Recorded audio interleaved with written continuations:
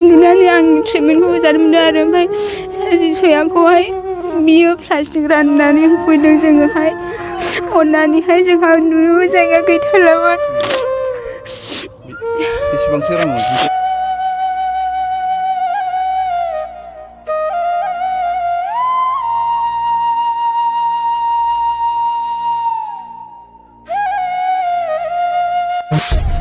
रुपाथि बसुमतारीनि गोब्राब बेराम जानायखौ रैखा खालामदों।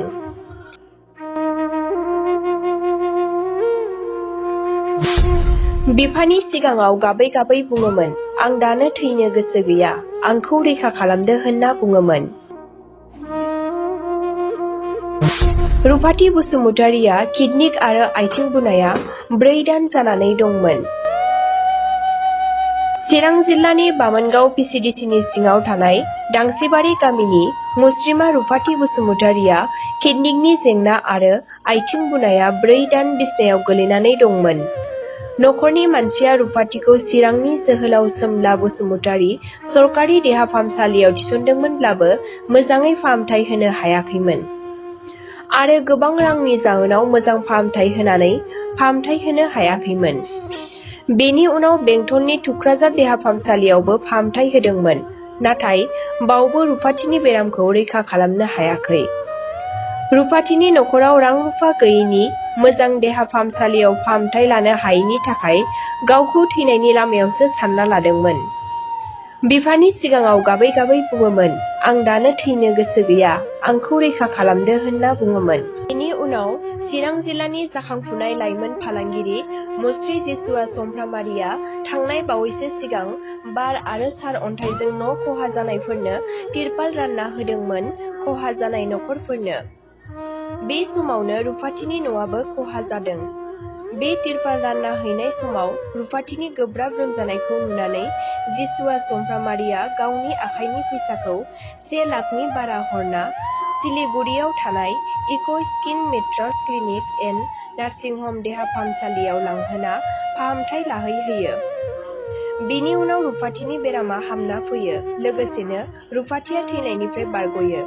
रुपाथि बसुमतारीया गावनि थैनायनि लामानिफ्राय जिउखौ रैखाथि होनायनि थाखाय जिसुआ समफ्रामारिखौ खौथि खौथि साबायखर बावो आरो इयुन समाव बिथांनि सुबुं माहारिखौ अननाया गोजों हाथरखि जाना थाथों होनना अबंलावरिनि सेराव आरज गाबो।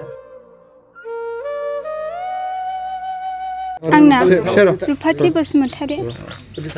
मा बेमार जादों?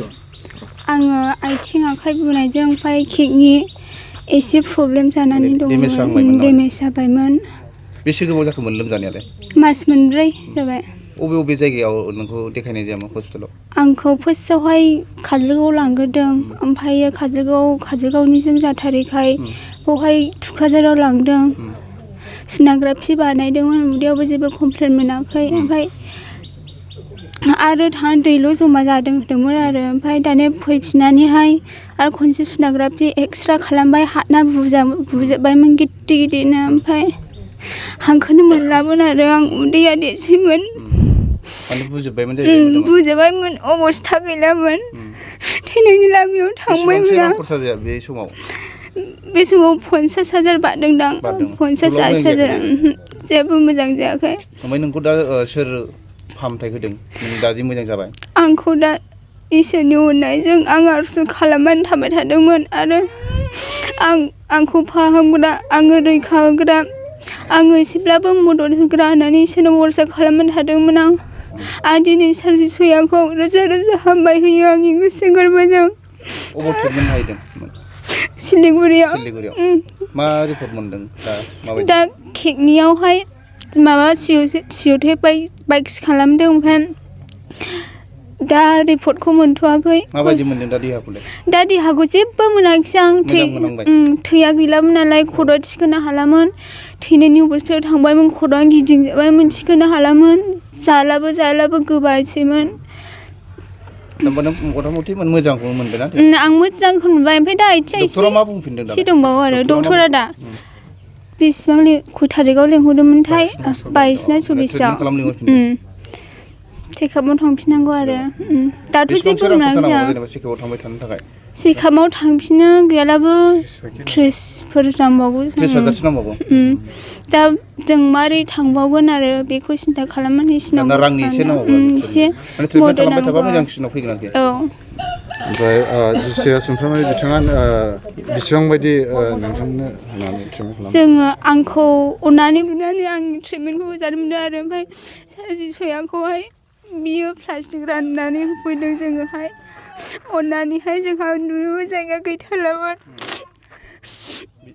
बेसेबांसो रां अनसुंथाइ होदों जोङो गैयालाबो फार्स्टआव नुलांनानै आङो 4,000 होलांग्रोदों बियो ओमफ्राय बेनि उनावहाय जोंना बोराया खोन्थाहरबाय गावबो खोन्थाहरनो थिननायखाय ओमफ्राय 5,000 हरबावबाय इयो खोन्थानायजों लोगो लोगो ओमफ्राय आरो जाथारला बिनिफ्रायबो लाबोफिनबाय न'आव हाला थैनायसैमोन आं ओमफ्राय दानि सिलिगुरियाव लांबाय ओमफ्राय जोंहाथ' रांनि अभाबना गैया न'खराव ओमफ्राय बियो फन हरफिनबाय फन हरनानै खोन्थानाय लोगो लोगो जोंनि सारा अननानै जोङो फैसा हरबाय 50,000 बेजों लांग्रोदो बेजों जायालाबो आङो खबर हरफिननानैहाय ओमफ्राय जाथाराखिसै फैसाबो गैला 50,000आबो जोबजोब्बाय ओमफ्राय बियो आरोबाव 50,000 हरबावबाय दा 1.5 लाख 1 लाख हरनाय जाबाय आरो 1 लाखनि बारा थांबाय औ 1,09,000 जाबाय गिबियाव आङो बे चेनेल नायगिरि नोंथांमोनखौ आं हाजासे धन्यबाद होग्रोनाय थाबाय